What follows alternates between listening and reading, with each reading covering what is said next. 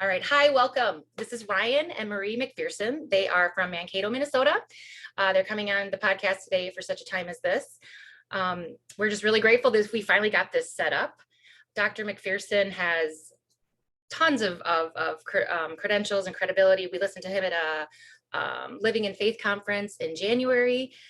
He had just a ton of information on the research of human cells, aborted fetal cells, and vaccines. And he has knowledge in many areas, but today we're going to kind of focus on that. So Ryan and Marie, if you would like to just introduce yourselves and tell us a little bit about yourselves and what you're doing. And yeah, go ahead. Okay, well, thanks for having us on. So I'm Ryan McPherson, and I teach at Bethany Lutheran College in the history program. I'm also a homeschool dad. We have 6 kids, and my wife does the lion's share of the homeschooling work, but I do some of that too. And so that's really, the family is really the thing where we center our attention. But I've been at Bethany for 18 years, and it's been a delight to teach college as well. Yeah, my alma mater too. I went to Bethany, so I have that connection too. And Marie, if you want to chime in a little bit, you've done quite a bit too with writing and homeschooling. And Sure. Yeah. Well, I like to do some writing in nap time every day. We have a strictly enforced rest time for the children. And so I do write some devotions. Lutherans for Life published a little booklet I did last year called Teaching Children Chastity. Well, you helped me write it too. Your name's, I think it says Marie, by Marie McPherson with Ryan McPherson. So she did most of it. Yeah. And then we self-published Meditations on the Vocation of Motherhood, a quick little devotions for moms, and then also a book I edited called Mothering Many, Yep. Sanity Saving Strategies from Moms of 4 or More. Yeah, I think I got it. I have that book. I've read that book. Own that book. Very good book. Yeah. So lots of mamas wrote in with how they keep the crazy to a minimum, if possible, in their big families. And that was a fun one. I learned lots, and we implement a lot of ideas from those moms. And it's a good reread. I need to reread it again. It's a good almost yearly reread, maybe. Yeah, as kids change and as household dynamics shift, sometimes there's some new advice to glean. Yep.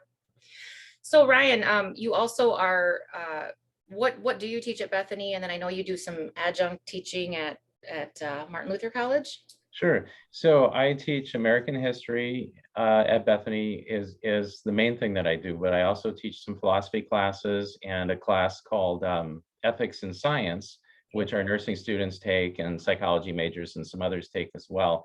And that's partly because I was trained in bioethics as part of my Ph.D. work. I was trained in both history and philosophy, and ethics is usually seen as a philosophy, as a branch of philosophy.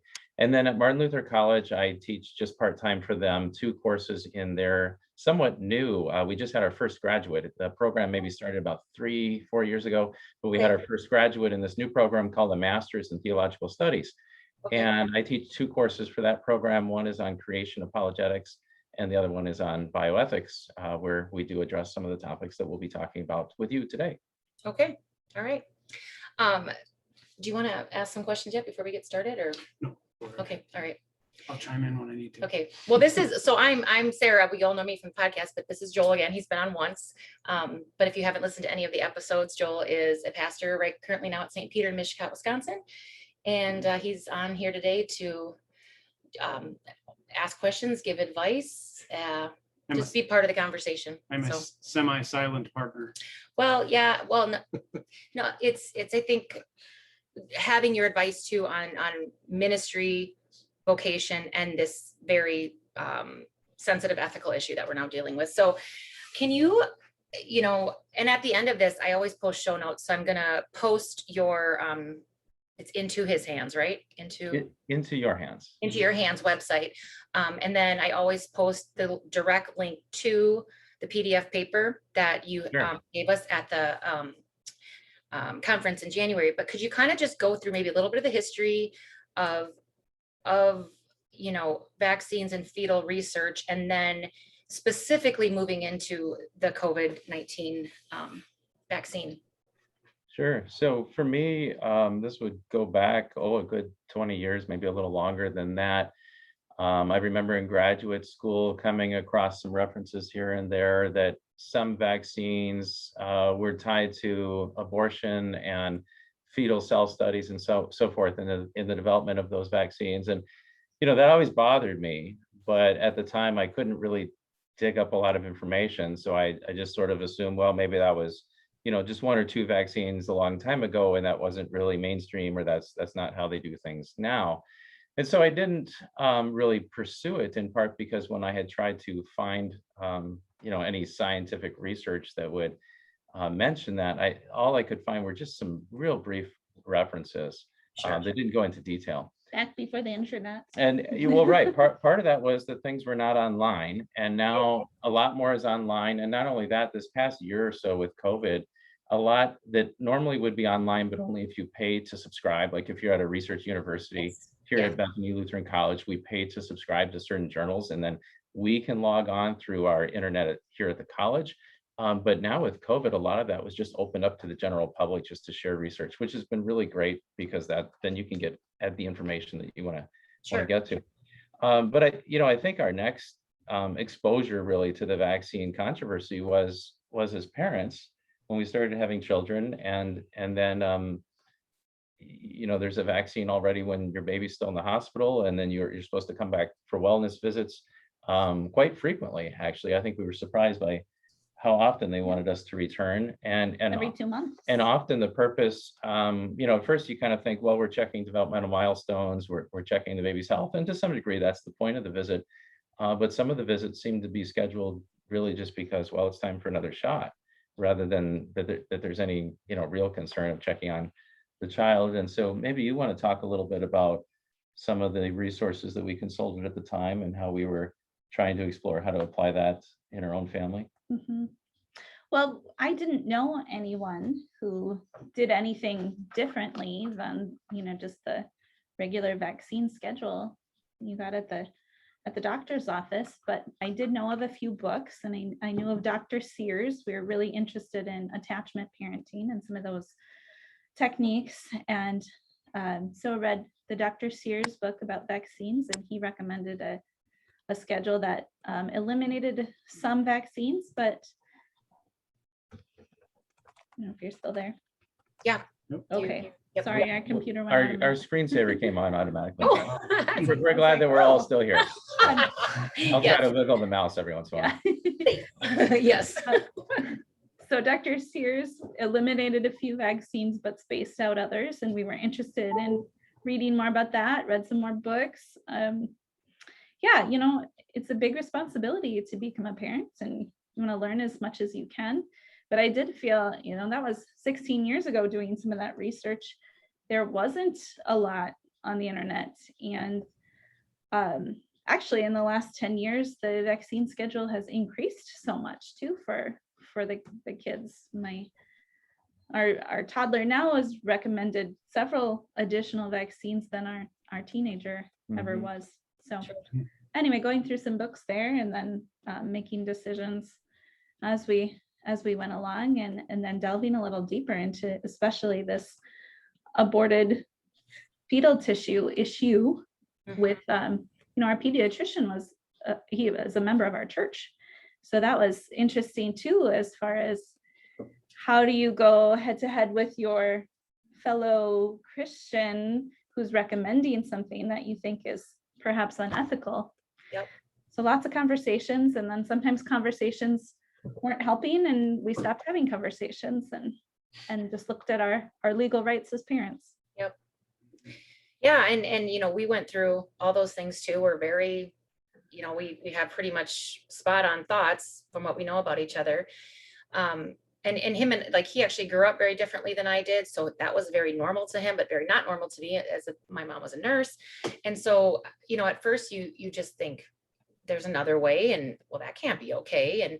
But then once you start meeting more people that have maybe had adverse reactions, or, because we know that one child could have one, and it really doesn't ever produce anything noticeable that we see. And the next child can have devastating effects. And we're just so different biochemically and things.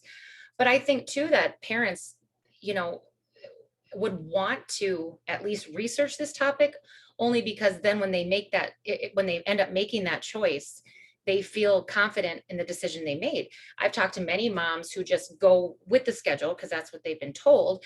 And I've said, well, do you know what DTAP stands for? And they know, they don't even know what it stands for. They just know it's shots, just the shots that go in. And so I would think that we as parents, I would just encourage all parents to just look into this issue to find out at least the why behind you're doing it. But yeah, we've been there up and down that road. And so I think we're, sometime amid my reading, I came across the philosophy that I thought was very interesting and compelling about I think it was the mom writing that she felt she would be better, her conscience would be in a better place if her child was hurt by an illness. mm-hmm. And that was passive versus hurt by a vaccine, which she actively chose to give. And there's some interesting reflection.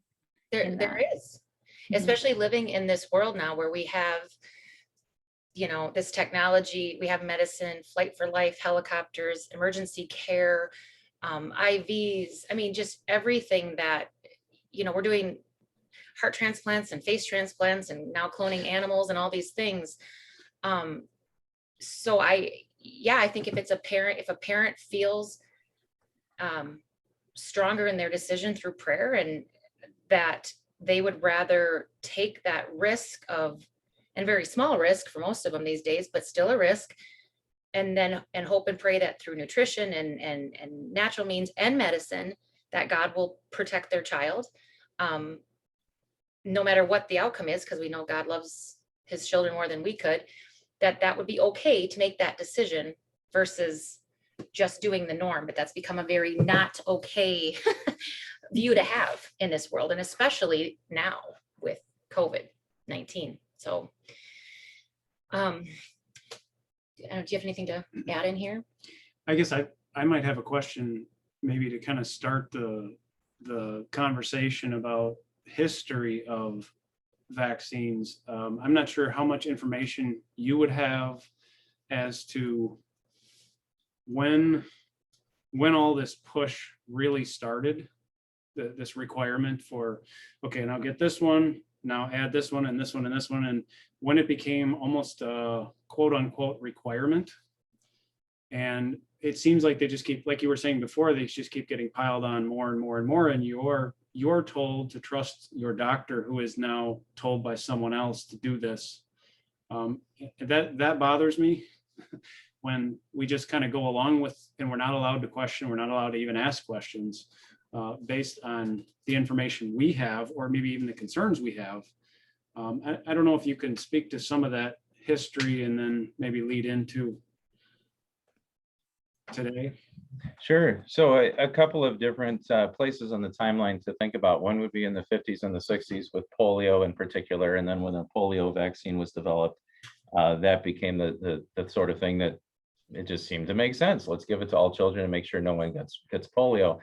At the same time, in the 70s, there were a lot of debates about side effects. At one point, there was a push for this swine flu epidemic to have a vaccine and to make it mandatory, but others were concerned about side effects. So I think it's really the early 1980s that is the big turning point, and that has to do with an act by Congress. What's the name of that law? Do you remember? Something about the childhood vaccination injury, something. Act. Yeah. Yep, in the Reagan era. But basically, Congress said that vaccine manufacturers have full legal immunity in terms of any medical problems that develop as a side effect from taking that. And that the government would have a reimbursement program to pay the medical expenses, to pay out damages if ever a special vaccine injury court, effectively. It's different than the regular court system. But basically to create a channel by which parents can sue on behalf of their injured children. And if they have enough evidence to show a vaccine injury, the federal government will pay out damages, and the vaccine companies don't have to pay it out. It's basically paid for by a tax that's kind of included in the price of vaccines. So I guess in the end, the consumers are funding the reparations fund in case they incur damages later. So I suppose you're paying for it twice. I never Mhm. quite thought about it that way, but I think that's more or less what's Mhm. happening. So then if you're in the pharmaceutical business making vaccines, if you know the right people, then you can get it approved by the, recommended by the AAP or pushed through by the CDC and just keep adding those vaccine upon vaccine to the schedule. Yeah. Another date I was thinking of is it 1905 or 1906 with the Jacobson case? Oh, sure. Yeah, you could go way back to that too. Yeah, you want to talk about that? I won't get the details right. But Yeah, so there was a case about over 100 years ago now, Jacobson, coming out of Massachusetts, and it had to do with whether or not vaccines could be mandated. And the Supreme Court said that they could. However, there's a bit, a lot of people cite Jacobson and they say, therefore, any vaccine mandate is constitutional. There's a bit of a challenge there. And I did write a blog, so I'll just refer your listeners to intoyourhandsllc.com, and you'll find a blog that goes into some of the details. But one thing to keep in mind is that even the Jacobson case said, listen, if ever a vaccine mandate were to run afoul of fundamental constitutional rights, then it would not be constitutional. We would instead protect those rights. Now, in that particular case, because of the case details and because of the state of how the Supreme Court addressed cases back in those days, you put both, if you will, the philosophy of the court and the facts of the case together, the conclusion was that particular mandate was appropriate. But since then, we've had a whole century of what we call fundamental rights jurisprudence, where the court has developed what we call strict standards of heightened scrutiny and so forth. And to make a long story short, this means that the court now, it's kind of a question of who has the burden of proof and how closely will the court scrutinize an issue to determine whether the state can have its policy. The real easy test for the state to pass is what's called a rational basis. And all the state has to do is say, look, we have some reason to believe that this vaccine will be helpful. We have some reason to believe that if no one gets it, it'll be really bad. Therefore, we're going to mandate it. That already passes rational basis. And cite a couple articles from a medical journal and you're done. But the heightened scrutiny says, no, wait a minute. Does this interfere with someone's fundamental right, such as religious liberty, such as freedom of conscience, and so forth? If so, then there's a higher burden that the state has to prove before their mandate can be adopted. So suffice it to say, some of these mandates came in earlier in that stage and then weren't able to be challenged. Whereas I do think that there's at least a fighting chance under the heightened scrutiny jurisprudence that's developed over the past 20, 30 years to challenge something anew. And we've seen a few cases even bringing that up where, we have questions of, can your employer require that you get the COVID vaccine as a condition of employment and so forth. And that's still running through the court process, so there's no ready answer. But that's one of the reasons why, even though Jacobson would seem to say, well, of course your employer can require that, it's not so neat and tidy, and fundamental rights still has a voice at the table, thankfully. Sure. Well, you'd think if we're talking about rational bases, you would have to include an exemption for someone who's already had the illness, right? Right. And That would be rational, wouldn't it? and maybe before we go into other details, we should just be real simple that some people who are vaccinated still get sick. Mhm. Some people who aren't vaccinated never do get sick. Right. And some people who do get sick don't really get all that sick and it's no big deal. Right. And some people who get sick, it's really bad and they die and they pass it to others who also die. Like, all of these things can happen. Yep. And usually we just kind of lump all these diseases into one big scary monster category. And we say we better vaccinate every child against every last one of them and do it very early, when they haven't even learned to crawl yet. Right. And so I think that's where pausing, slowing down, and going one vaccine at a time and saying, no, wait a minute, is my infant likely to get a sexually transmitted disease? I don't think so. Therefore, this isn't one we even need to be talking about now. And yet it's on the list, strangely enough. So this is even before you get to a more deeper moral concern about whether fetal tissue is involved in the production of the vaccine. This is just kind of common sense 101. Do we really need to have extra injections, which are known to include to some degree toxins, in part because that's part of how they work. You need something to agitate the immune system to say, hello, body, I just gave you a vaccine, wake up, please, and now produce antibodies. And so it's not like every last ingredient is pure and natural and safe either. The Supreme Court recently, that is to say last 20 years ago or so, there was a ruling that said the vaccines are unavoidably unsafe. In other words, the highest court in the land has acknowledged the vaccines are unsafe, but then they say that's okay because they are unavoidably unsafe. And the unavoidable part is, look, in the interest of public health, we think it's kind of the best way to go. And so that's kind of how the risk-benefit analysis has shaken out society-wide. But that doesn't answer the question of whether it should be that way society-wide. And that doesn't answer the question of case by case, looking at your own individual health history, thinking about allergies that you and your children may have, Or sibling reactions, right, that are known in part of your family history. Right. And so when you add that to the equation, there are plenty of reasons to justify informed consent. Right. Meaning, first of all, that parents have access to information, that Right. they can have these conversations with their doctors. Right. And consent, meaning at the end of the day, dad and mom get to say yes or no on a case-by-case basis, and should be encouraged to go through that process of informed consent rather than villainized for it. Yep. Why do you think, and then we can move into the tissue part first and kind of come back to all of this, but there's such animosity right now with the whole, people getting it, not getting it. And really a lot of the animosity will come from those choosing to get it are very, very angry and very vocal now about those not getting it. And so then you try to have that logical conversation of, because we do understand herd immunity, or maybe some people don't. So maybe we could talk a little bit about herd immunity. But, when you go to Africa, like if I were to go to Uganda, they require a yellow fever vaccine. Now I've looked into this, and there is a possible way that, you can try, it's more of a homeopathic type thing. And I have to look into that, but you have to have some card saying that you've had yellow fever. Well, why are you getting the yellow fever vaccine as a United States citizen to go into Uganda? It's not because they're afraid you have yellow fever and you're going to be bringing it to them.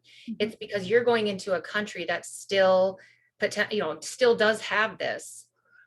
Most natives there that I've talked to, they've never had the shot, or some of them have had yellow fever, and some are just immune to yellow fever because it's always been around, but they've never had it.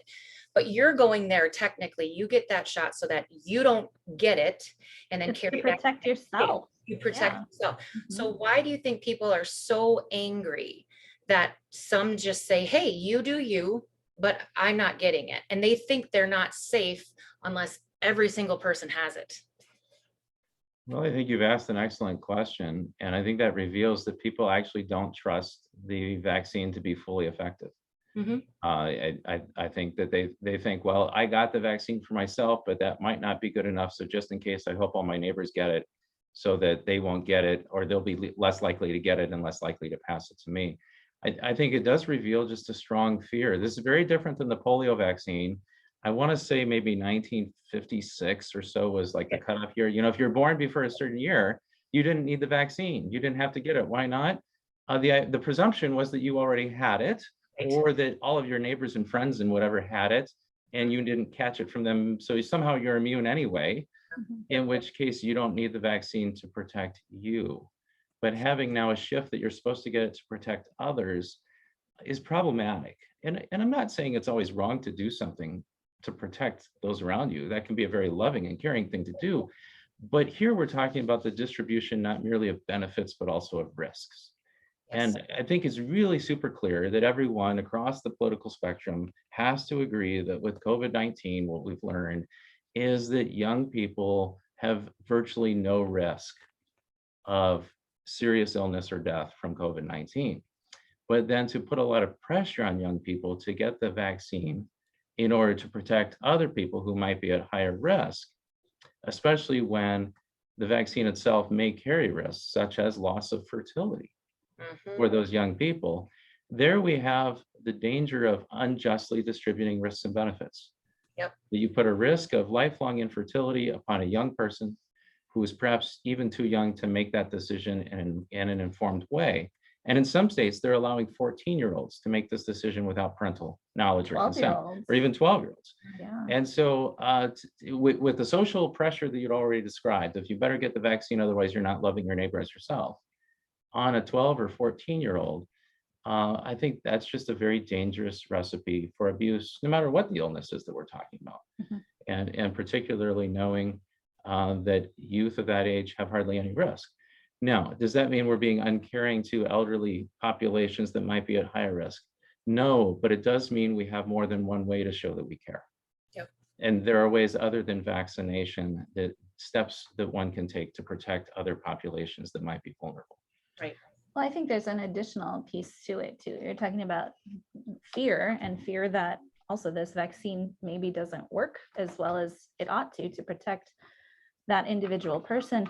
But I also wonder if, not that a person could really express this themselves, but if there isn't some sort of guilt involved. Well, I put myself at risk, so you need to put yourself at risk too, and we'll all be on the bandwagon together.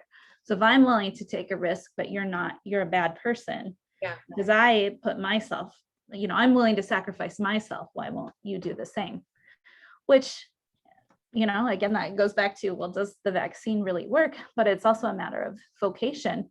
Some Right. people might need to be in a position of, like a soldier putting themselves at risk to safeguard the home front, but we're not all called to act in that way, or to put our children at risk for someone else's benefit.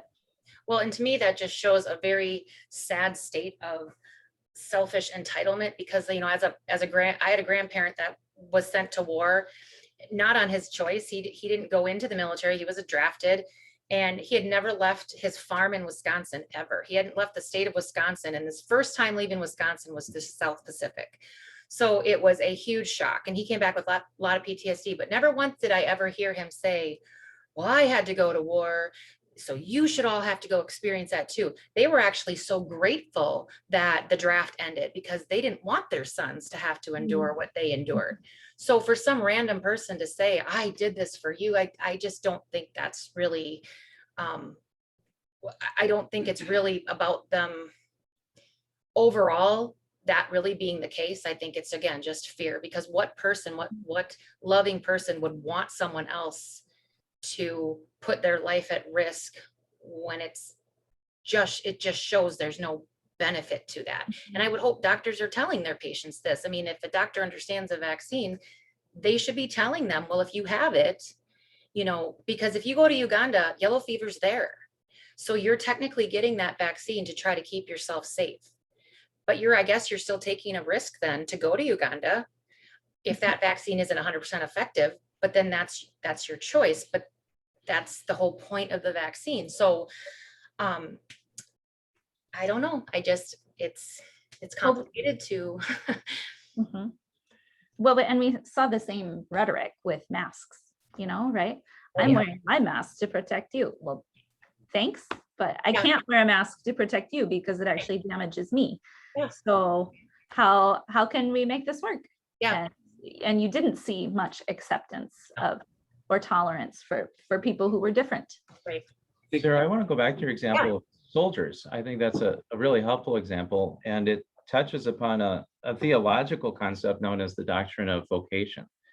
And if we want to understand what it means to love our neighbors as ourselves, we have to remember that our neighbor is not just some abstract entity, some sort of statistical average, but our neighbor is a concrete individual. And we each have different neighbors in different contexts of vocation. So husband and wife are neighbor to each other. A father is the neighbor to his children. A father is the neighbor to the person who lives in the house across the street. We have these neighborly relations mediated through vocation. Now, a soldier has a particular vocation to risk his life in order to protect the innocent people in his homeland, right? To fight in a just war is a fight. It's a war of defense. And so risking one's own life in order to protect the innocent and to bring the aggressor to peace.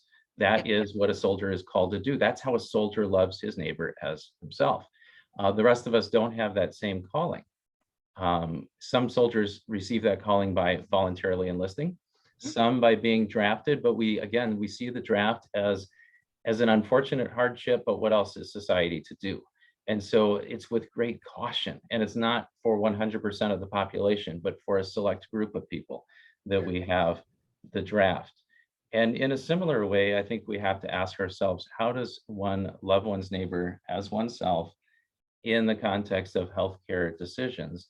And a big part of that answer is that God has called father and mother to make decisions on behalf of their minor children in order to best choose for their welfare. So we're back to parental rights and informed consent. That's one way that a father loves his neighbor as himself, is he thinks about what's best for my children, and then working outward what's best for the other families in my community and so forth. And where has God positioned me? Where am I to serve in this decision making and these different courses of action? Coming now, I know you want to get to the question of fetal tissue.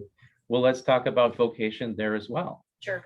Is it ever a woman's vocation to choose to not bring her child through all of pregnancy into childbirth, but rather to abort that child and donate the tissue that now remains, the corpse of her child, in order to do scientific research so that a vaccine can be created that will save millions of lives?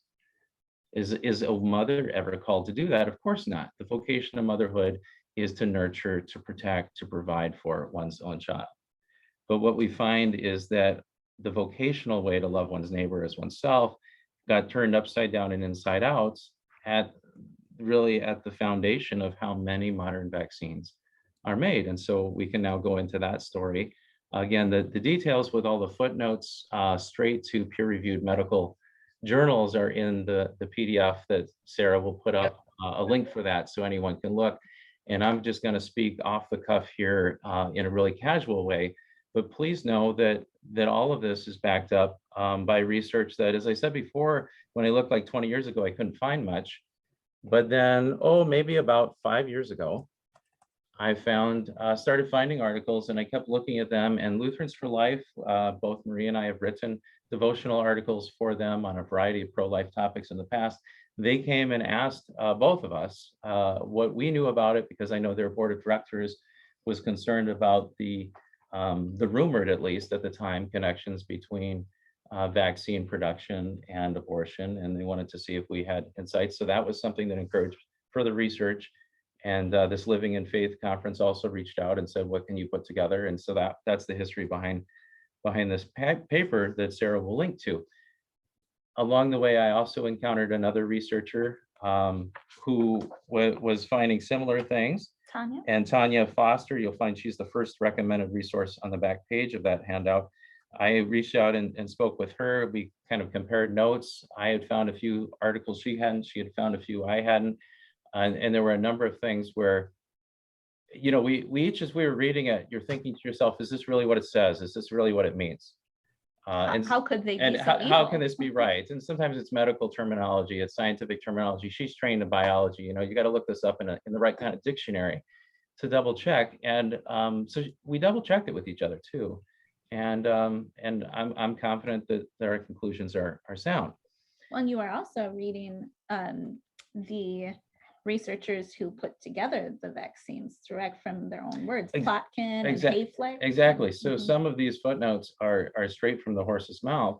Sure. And that's the neat thing about science, is that it's supposed to be peer reviewed. It's supposed to be replicable, meaning when a scientist does something and they think they have some result from their experiment, they have to share their methods as well as their results so that other scientists can replicate the same methods in hope of getting the same results. And after 3 and 4 different labs have all used more or less the same method, or maybe tweaked it a little bit, then they compare how the results are. And I mean, that's how knowledge is gained, which means that back in the 50s and 60s and into the 70s, as these cutting edge vaccine scientists were doing their work, they published in what, once you translate a few fancy Greek and Latin roots, is plain English. And it identifies the use of hundreds of human fetuses that were from abortion in order to develop vaccines at various stages in development. And in some cases, it was the mother was aborting the fetus anyway due to some kind of health concern. And I know people easily say, well, if there's going to be an abortion anyway, we might as well gain some scientific insight from it. But as I look deeper into that, you find out that sometimes the so-called illness was merely psychological. And I don't mean to downplay that. I mean, depression is serious. It's big stuff. But at the same time, we're not talking about like abortion to save a mother's life in the sense that she's bleeding to death and we're in the ER and who else knows what to do. And sorry, we can't save the baby. We're talking about how about we schedule you for a couple of weeks out and we'll take care of this for you. Yeah. Instead of getting the psychological counseling, the pastoral support, whatever else that woman needs in her community to help her through that. And so we're talking about pressure to have abortion. Well, tell you what, you're not feeling so confident about being pregnant anyway. We can always do the abortion and use your baby for science. Don't you want to donate your baby to science? Well, suddenly a baby becomes a thing that we donate. How dehumanizing is that? So that's where many of these fetuses came from. And then the other thing I should mention is that we're not talking about, well, the baby's dead, that's sad, but can we use the tissue? If you know anything about death, you know how tissue, biodegrades, it putrefies, it's not really useful. And so the tissue had to be fresh, and you'll see in the handout quotations from the researchers themselves published in the peer-reviewed journals saying things like, we obtained fresh tissue from a recent abortion, the heart was still beating in some cases. So we're talking about C-section delivering a living child and then harvesting the tissue and thereby ending that child's life. The harvesting of the tissue was what and- killed the child, And not right. abortion. And the harvesting, that is not my word. I did not make up that word to try to take cheap shots and say, and that's loaded language, obviously. This is horrible, gruesome language. It's the language you're going to find in the documents themselves as scientist A tells scientist B how I did my research, how proud I am. I hope you get the same result because then we can make a vaccine. Yeah. And it wasn't one or two babies way back, This is what I really want to highlight too, because this is where I do run into a lot, and I'm sure you guys do too. And we're speaking within our Christian community right now, because that's, if we aren't looking at this from a Christian point of view, we can't reach people yet that are lost. They need the gospel first to understand the sanctity of life. But when, these are Christians in our church, in our community, and they're under this impression that it was just a couple babies back a couple decades ago, and that was really awful. Because this is, I've heard it from a pulpit, I've heard it in our Christian schools that that was really bad, but because of that really bad thing, we were able to find something good. Well, yes, okay, if that in an unfortunate circumstance where one person lost their life, and from that one lost person, you were able to, save 50 other people because that was an accident. That was an accident. But what does sin want us to do when we see something that works and it takes more of the fear out of our life? Because when we don't have Christ, we fear death. And so we're like, oh, and then it's, I think we could keep exploring this idea. So, can you give us a little bit too about what, I know this question was asked at the conference too, but that, is this continually going on right now? Is it just certain vaccines that contain the research and or the tissue and so forth? Well, by way of analogy, years ago we went to Dachau concentration camp in Germany, one of the sites in the Holocaust, and they have a very nice museum, and we learned a lot. But that doesn't justify the millions of people who were killed there. You don't say, oh, that's wonderful, we have this great museum. We should have more Holocausts so we can have more nice museums, right? Right. That's obviously wrong. And Ryan can maybe get into the details more, but we have a very obvious answer straight from scripture, from St. Paul. I think it's Romans 3, where he says, should we do evil that good may result? ? He doesn't even bother to answer it because it's so obvious. Of course not. We don't do that.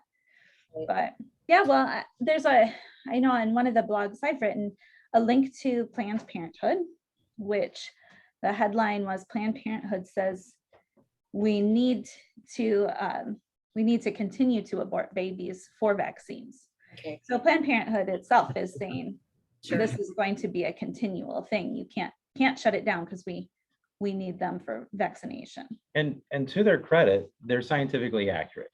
I mean, it's morally reprehensible, but there's some accurate science to this idea of we need to. And that's for a couple of reasons. One is that the cell lines from say the 60s and 70s, 50 years ago, they're wearing out.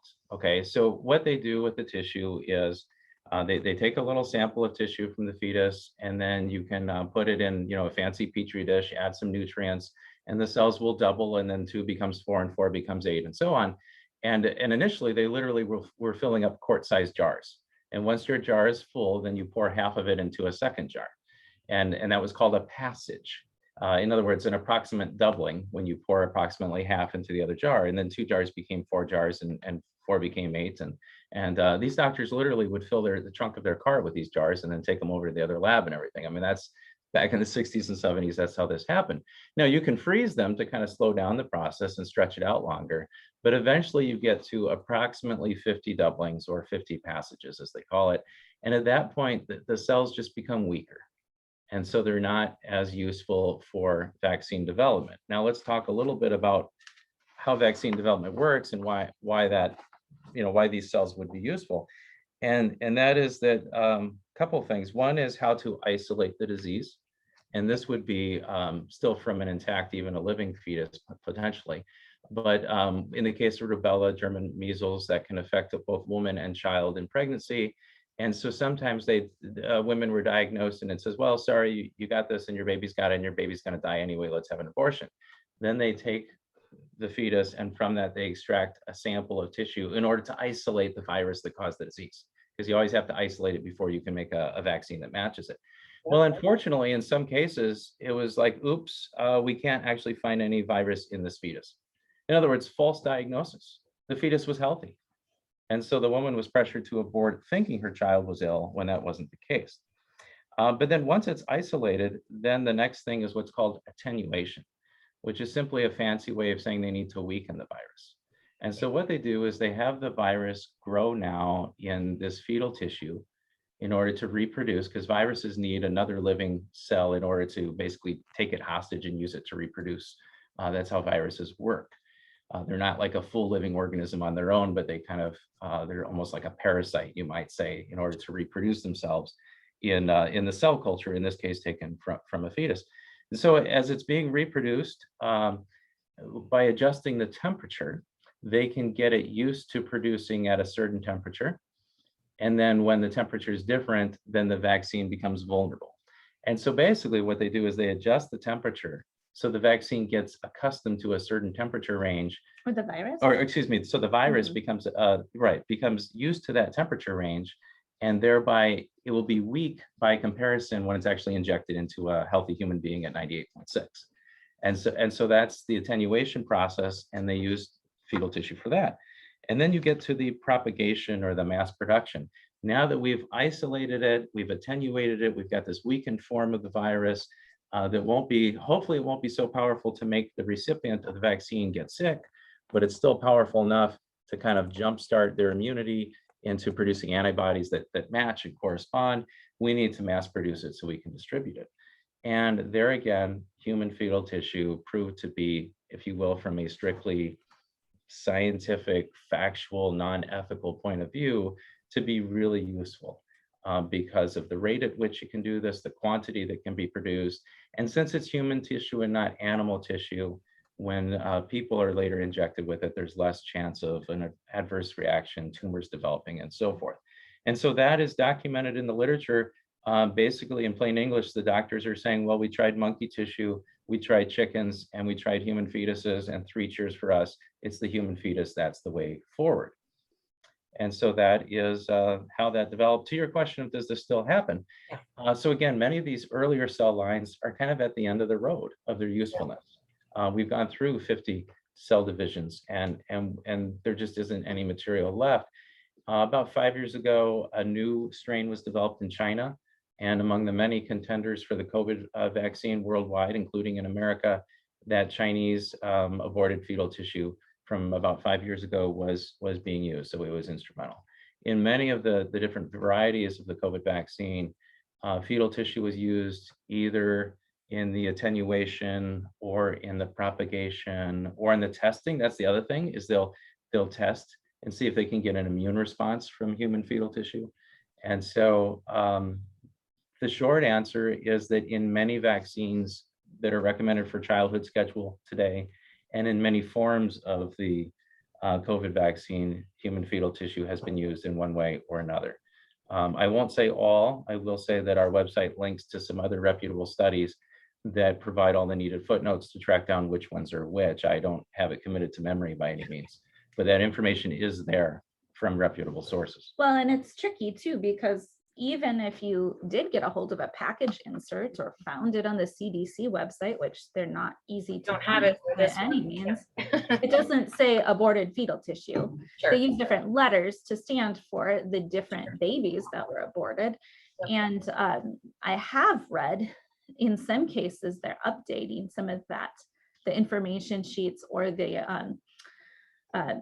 package insert, and leaving that off, which I don't think it means it's not in there anymore. I think they just are having their way about it. And I had forgotten about that, but that's an excellent point. Yeah, the FDA inserts changed what gets listed and what doesn't, and they slightly changed the title at the top of the page, got a slight rewording in order to distinguish between every ingredient or every product used versus the more major ones that continue to be highly detectable.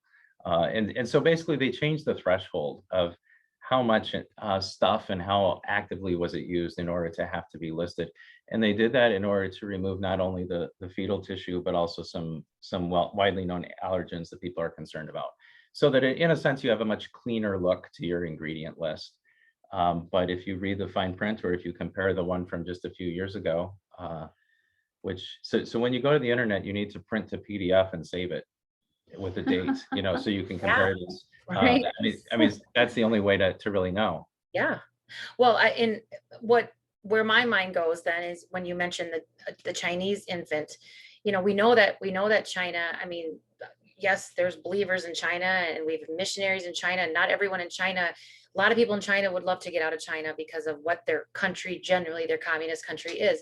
But we've known forever that the value of children is not big on their list there, with their whole, you can have one. Okay, wait, you can have two if you had your girl first, and now I think that's how it is. Like if you had a girl, you get one more shot at your boy or whatever. And then after that, it's abortions or adoptions, and Or leave it on the street somewhere. or yeah. And that just really saddens me. I mean, they all sadden me, but I just think there is even less value of life and infants in that country than there is here, because of the fact that you put a limit on it. I mean, here, the United States, we're getting to, they're not looking favorably on families families that have lots of children, but there's no law against it yet. Your doctor may say after your third or fourth, oh, you ready to end that?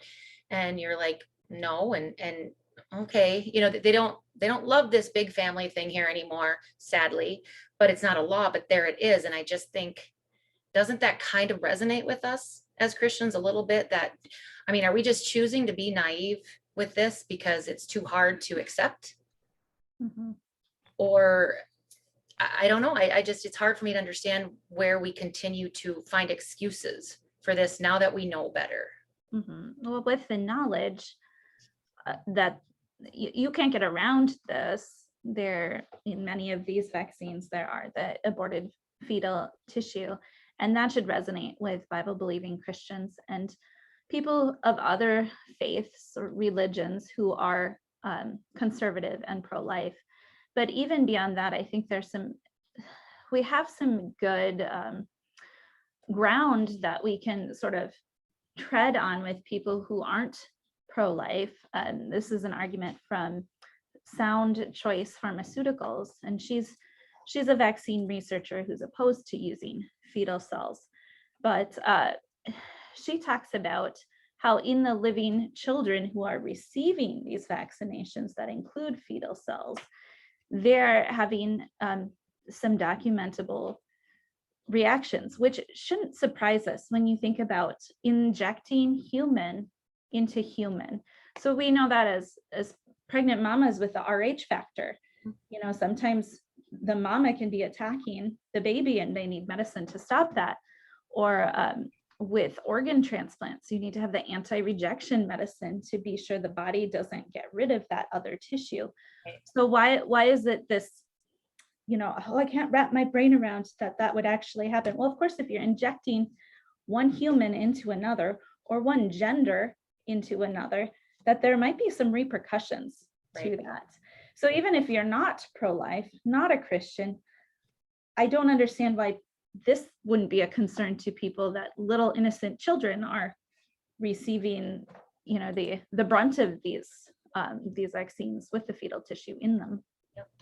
And I think you use the word injection a few times, and we should just pause and think that seems so normal, right? How do you boost your immunity? You get injected with something. The body's immune system is actually much broader than the bloodstream and developing antibodies. And that's actually the body's last line of defense. There's mucus in the nasal passage. There's mucus in the throat. There's saliva in the mouth, all of that. There's skin on your body. Mm-hmm. Eyelashes. Right.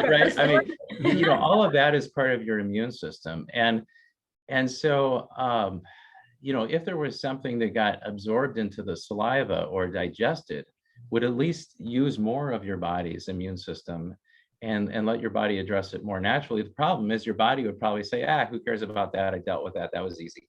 And so what they do is they circumnavigate, the first, second, third line of defense, and they go straight for the bloodstream.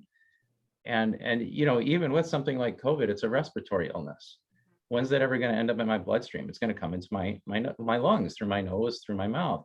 And so you end up with this weird system where the body's normal way of responding is short-circuited, and then the body is forced to go from like 0 to 60 in a split second, and address it. And then if part of what that vaccine includes is something that is an allergen or includes some DNA from another person, then your body's not necessarily going to be able to handle that appropriately, because your body wasn't designed for that.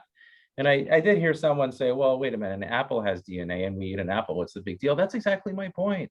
Yes, an apple has DNA. And then what does your saliva do to it? What do you think the gastric acid in your stomach does to it? Right. By the time it works its way through you, there's not going to be any confusion. Whereas with a vaccine and directly into the blood, there can be confusion. And that's part of why we see autoimmune diseases developing, right? Because you get an overreactive immune system that then starts to fight not only that trace of human DNA that might be in the vaccine, but it can also start to fight your own human cells. Yeah, we don't inject applesauce into our arms to feed ourselves. No, well, and we have different blood types. So when we donate blood, we have to have, unless we're a universal donor or the universal recipient, if I'm B positive, I can't take A, right? That's gonna, I guess I don't understand completely but that's why we check our blood type. There is differences in the proteins and things. So, there's a lot of factors there, but I think even with all of that, if people want to take those risks, that's one thing. But it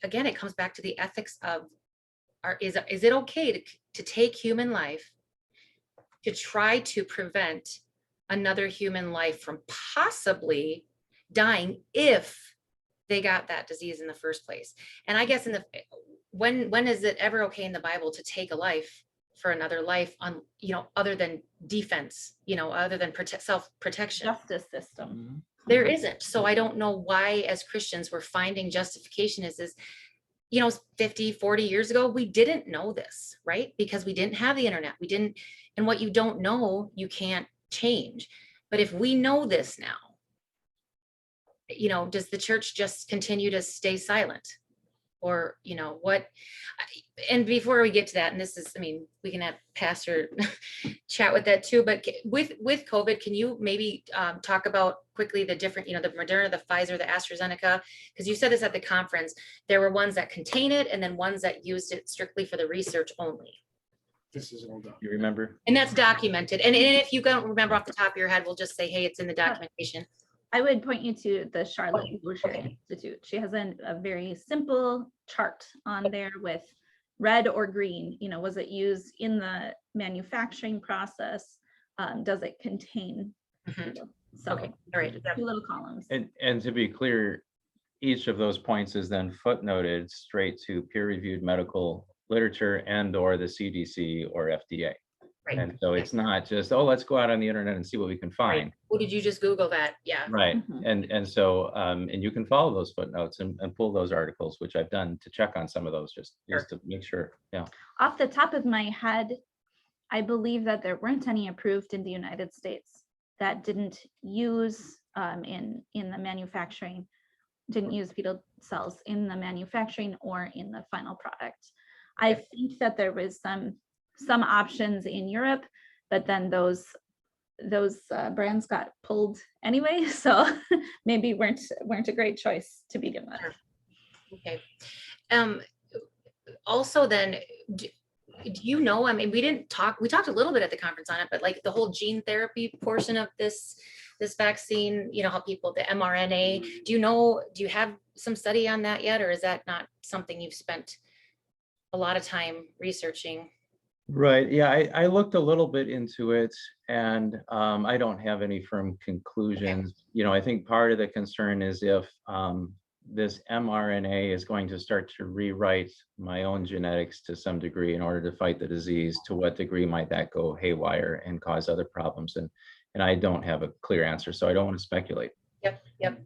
Well, again, I think if none of us really have a clear answer, being that it's such a new thing, I think, again, it should just be that choice. If you want to take that risk of maybe having your DNA altered in some way that you don't know, or maybe it won't, but when we don't know, why would we be trying to force this on the world? Mhm. And that does raise, from a research standpoint, you know, there's something called a longitudinal study, and that's where you follow the same group of people for a long period of time to compare that. And with the development, you know, this what was it called? Operation Warp Speed, I think was President Trump's name for the program, to develop this vaccine, the fastest in world history. And so they followed people, but only for so long, and we still don't have those answers.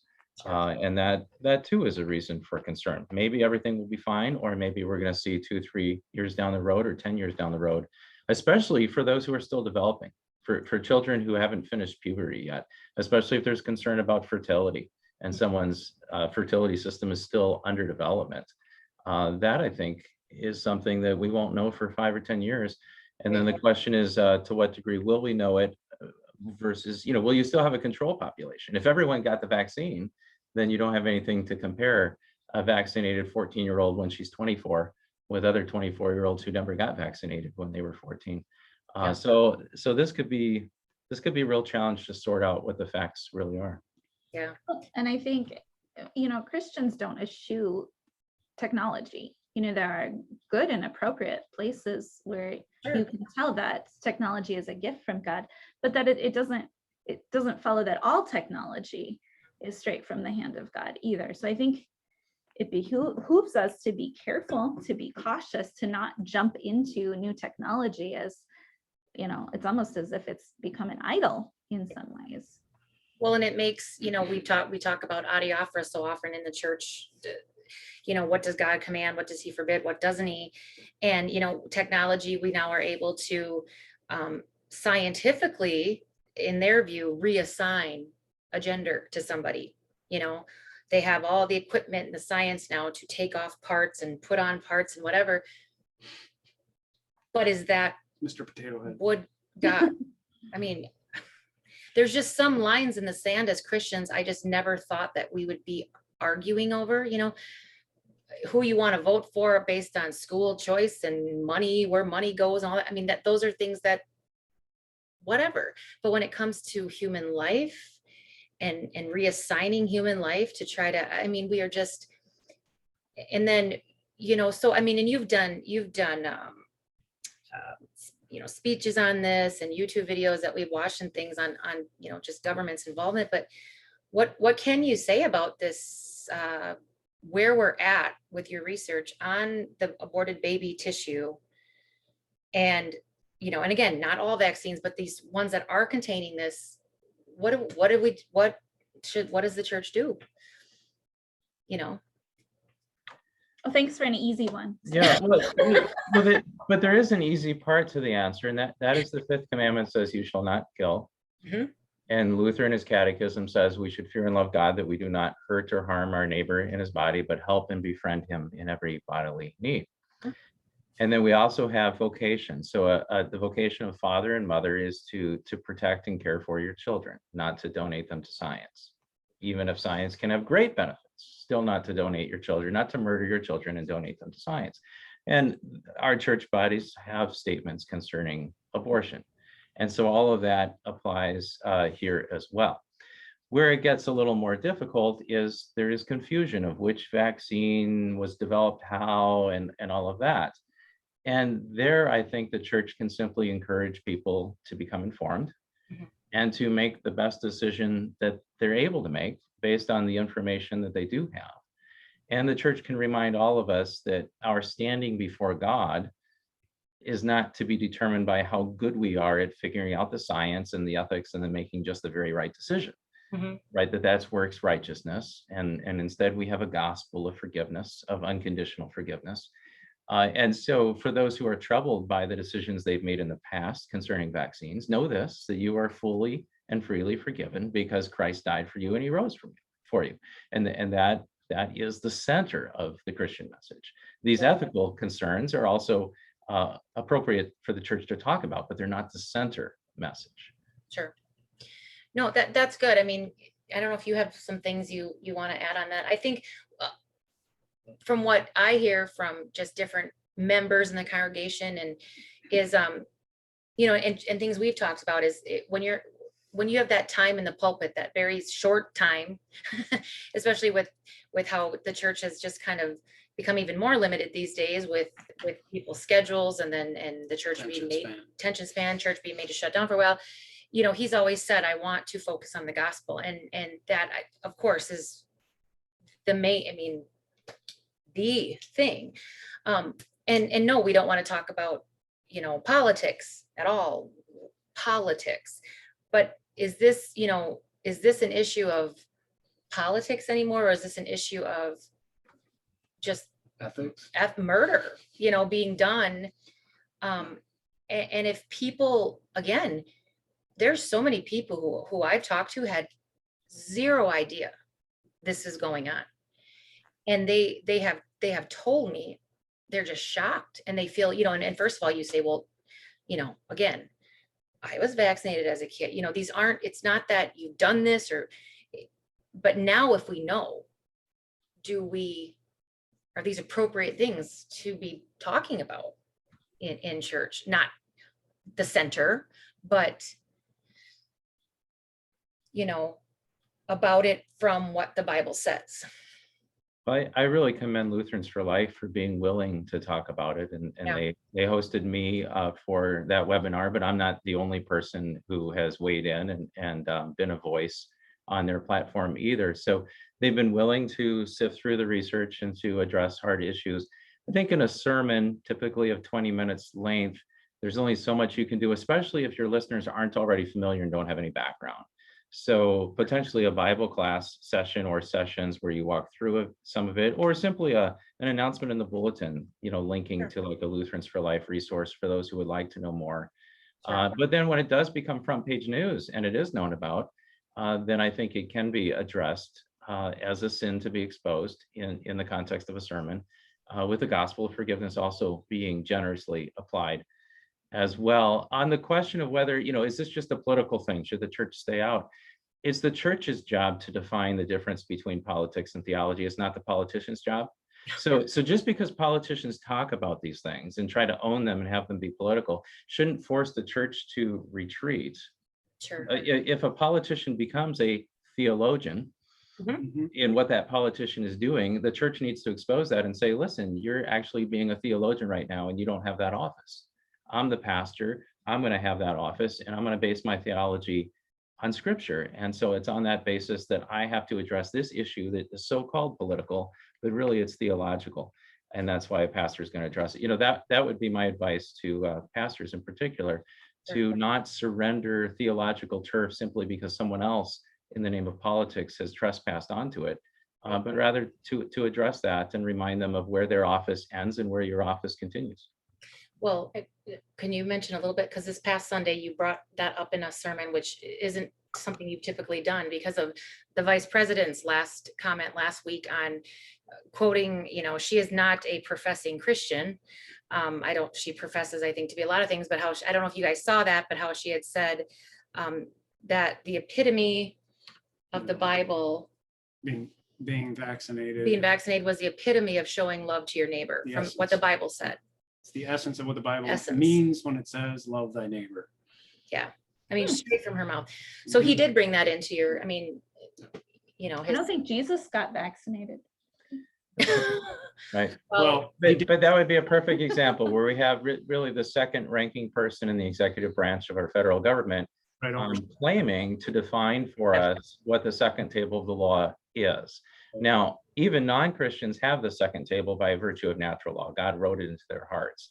But then for someone to expound upon how that gets applied to a contemporary issue, who has a political position and does not have a position within the church, that is out of line. And conversely, it's not merely appropriate, but it's even, I'd say, necessary. If that was news, I fortunately missed that story. But if the rest of your parishioners all were watching the news and heard that, then I'd say a pastor needs to address that front on in order to clarify that issue on the basis of God's word. Yep. And some had and some didn't. And again, it's a lot of where you're, if you have your 75, 80-year-old people who don't really go on the internet and they watch maybe one news station, they're going to miss. But this was very well. I mean, it was on many, CNBC, I think, is where I saw the YouTube clip came from. So it was very, we miss a lot of things because there's just too many things in our face. But yeah, that was a real, took a lot of Christians back to hear that. Regardless, the sentiment has been there for months. So I think that's one thing that I have really noticed is that we talk about people being pro-life. I think almost if you want to go from a secular point of view, we could say we are pro-love. We are a pro-love culture. And really it's a pro-love of myself. Not to be taught that at all, to be pro-loving myself. And the way that I show that is I want you to do this. And that's what I decide is loving, which basically turns love into law that you have to do. And if you're not doing it, then you're not being loving according to me. Therefore, you're not pro-life, you're not pro-love of me. And that's something you don't even have to teach. I mean, that's you see that in a 2-year-old. Mm-hmm. But that's essentially what our culture has become, apart from knowing the real source of love and motivation, which is, of course, Christ Jesus. So that's everything we try to unteach our toddlers. Exactly. Yeah, actually. Yeah. It's reminiscent of the Pharisees who made two crucial errors. One was to turn the law into a pathway to salvation. Yep. Mm-hmm. And the other was that it wasn't merely God's law, but it was a man-made law where they added to the commandments. They made up their own commandments, and then they required everyone to keep those in order to demonstrate that they too were loving their neighbor as themselves. So I think history has repeated itself in that regard.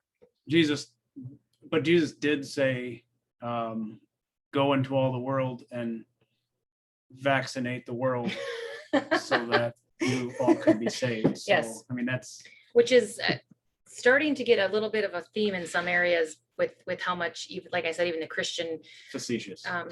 Communities are starting to push this. And, I know I've had a few called workers of female teachers come to me and they're concerned about their jobs because they're afraid that this will become something at some point that our synod gets pushed into forcing.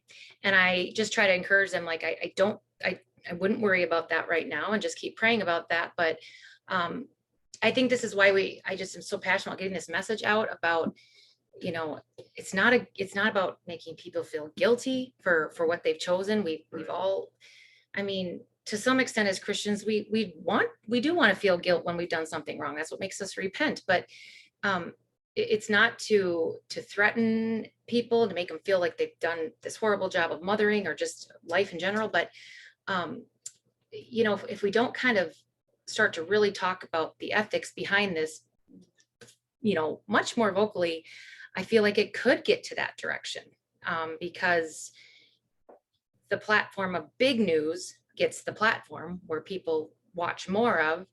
And once you get something into some,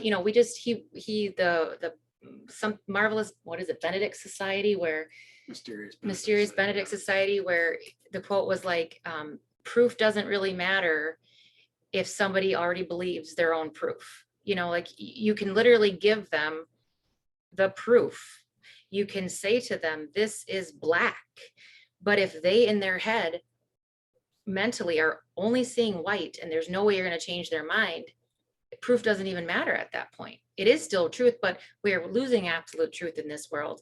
So I hope the church keeps just protecting absolute truth so that we, I don't know. I just, this all is like so heavy to talk about. We could keep going on and on, but we've already been on here an hour, and I don't want to shift and go into something else. You guys have the little kids at home and stuff too, but is there anything else that you could add at the end or wanted to add? If not, well, just to talk to the point you're just making at the end, I think we ask God to help us witness to the truth, whether that's gospel truth or just reality within our own spheres of influence. So for me specifically, that means my high school homeschool kids, this year we're teaching them some body chemistry and looking at some of these things. And, I talk to friends about it and try to mentor younger moms and have conversations, and it not just to, convert them to my ideology, but to share truth.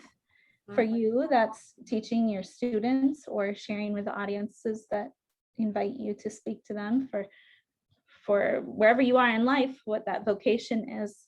I think God brings about some opportunities, and we just go forth without fear and have these conversations that are hard sometimes.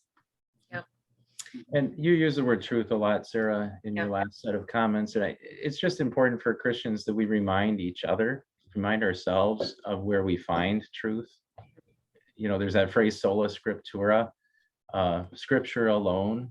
And if you think of a summary of scripture like the Apostles' Creed, now that's solid. We believe, teach, and confess that with firm conviction. When it comes to other topics, science, that changes. New research, you just never know for sure. And so we have to always allow a little bit of space for flexibility on those kinds of issues. And that's why it's troubling to see people who take a vaccine and turn it into an absolute, as if everyone must do that.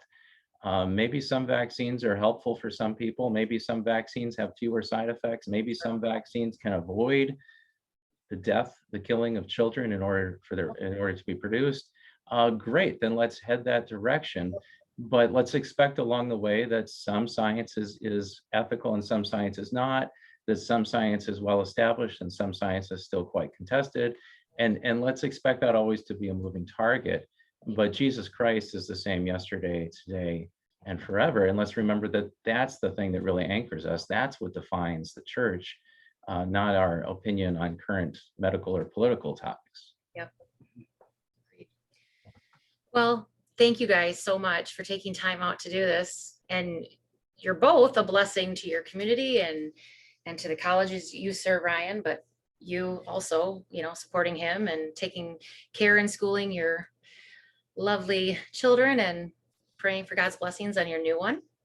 Thank you. Thanks for having us. This was so glad. And maybe another time in a few months we would love to talk about your conference you went to. Mm-hmm. Yeah. Okay. Sounds good. So we'll try that in the future. Right. Very good. All right. Thanks, guys. Bye. Bye.